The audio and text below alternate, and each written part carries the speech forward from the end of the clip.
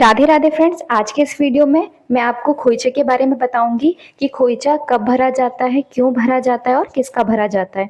तो देखिए, जब कोई बहन बेटी अपने मायके से विदा होकर ससुराल जाती है तब उसकी जो साड़ी का पल्लू होता है वो खाली नहीं भेजा जाता है, उसमें कुछ ना कुछ उसे देकर विदा किया जाता है, उसे ही खोइचा कहा जाता है। इसी प्रकार जब कोई बहू अपने ससुराल से मायके आती है तो भी खोइचा जरूर दिया जाता है, खाली हाथ विदा नहीं किया जाता है।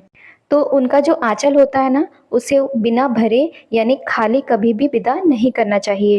तो देखिए, कभी भी खाली हाथ नहीं जाया जाता है, कहते हैं ना रीते हाथ नहीं जाया जाता है। यानी कभी भी खाली हाथ, चाहे आप मायके से ससुराल जाएं या ससुराल से मायके, आपको अपना खोइचा ज़रूर भरना चाहिए। तो खोइचा कौन भरता है, कैसे भरता है और क्या होता है खोइचा, बहुत सारी चीज़ें मैं खोइचे से जुड़ी हुई आपको इस वीडियो में बताने वाली हूँ। तो देखिए, नवरात्रि के बहुत ही पावन शुभ दिन चल रहे हैं। तो जिस प्रकार से बहन बेटी होती है, वैसे ही नवरात्रि में माँ दुर्गा हमारे घर एक बेटी के समान ही होती है और 9 दिन हमारे घर रहती है। और जब वो वापस जाती है, यानी जब उनकी विदाई होती है, तब उन्हें हमें खाली हाथ नहीं भेजा जाना चाहिए। यानी हम उन्हें खाली हाथ बिल्कुल भी ना भेजें।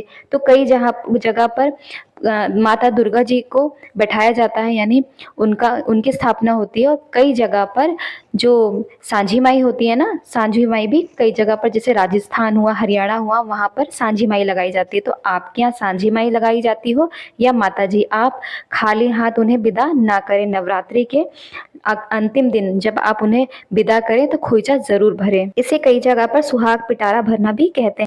तो देखिए, खोइचा भरने का हम सामग्री देख लेते हैं। सबसे पहले हमें अक्षत चाहिए।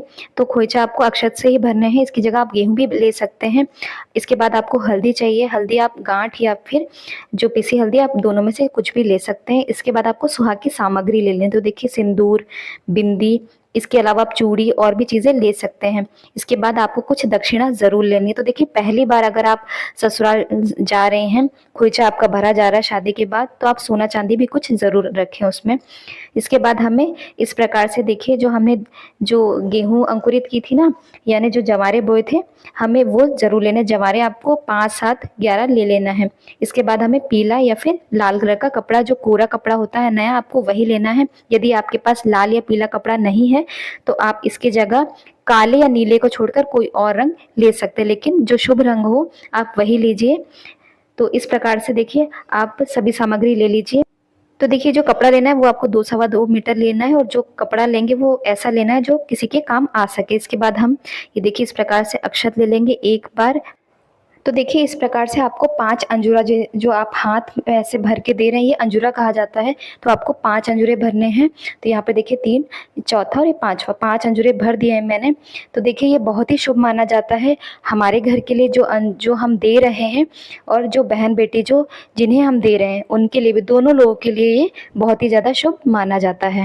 तो देखिए, अगर ये चावल थाली में थोड़े बच जाते तो उन्हें बचे रहने दीजिए। पूरे आप थाली से खाली ना करें, यानी थाली पूरी साफ ना करें, थोड़े बच जाते हैं, ये बहुत ही शुभ माना जाता है कि हमारे घर की सुख समृद्धि बनी रहती है। आप पूरा थाली अगर खाली कर दे तो वो बहुत ही अशुभ माना जाता है।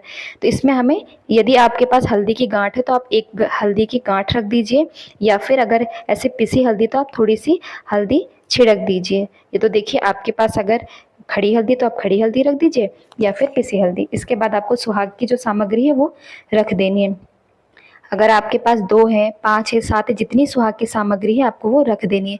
इसके बाद हमने ये जो जवारे लिए थे वो आपको 5 या 7 रख देना है। इसके बाद हम जो दक्षिणा लिए थे वो भी हमें रख देना है। तो देखिए, इस प्रकार से हमने सभी चीज़ें रख दी है। तो देखिए, ये हम अभी नवरात्रि के लिए भर रहे हैं, तो इसलिए माता रानी के हम जवारे रखेंगे। यदि हम बहन बेटी के लिए रख रहे हैं तो उस टाइम तो हमारे पास जवारे नहीं होंगे, तो हम दूब भी रख सकते हैं। तो देखिए, ये हो गया हमारा खोइचा, हमने भर दिया। इसके बाद हम 2 अंजुरा, यानी 2 चुटकी थोड़े से, यानी 2 बार हम निकाल के अपनी जो थाली वाले अक्षत थे उनमें मिक्स कर लेंगे, यानी मिला लेंगे। तो इससे हमारे घर की सुख समृद्धि और हमारे घर में लक्ष्मी और बरकत आती है। इसके बाद जो हमने जो निकाल लिया है वो चावल, वो सारे चावल जो हमारे घर में एक्स्ट्रा जो चावल रखे होते हैं हम उसमें जाके सभी में मिला देंगे। तो इस प्रकार से हम जो पोटली थी इस प्रकार से हम बांध देंगे। तो इसमें हम और भी चीज़ें मिला सकते हैं, यानी सुहाग की सामग्री बढ़ा सकते हैं, दक्षिणा बढ़ा सकते हैं, और भी चीज़ें आप अपनी इच्छा अनुसार सोना चांदी जो चाहे वो बहन बेटी को आप अपनी इच्छा अनुसार दे सकते हैं। तो देखिए इस प्रकार से इसे कहते हैं खोइचा भरना। तो इस प्रकार से आप अष्टमी के दिन या फिर नवमी के दिन जब भी आप माता रानी को विदा करें तो आखिरी दिन आप खोइचा ज़रूर भरें। माता रानी को बिना खोइचा के आप विदा ना करें।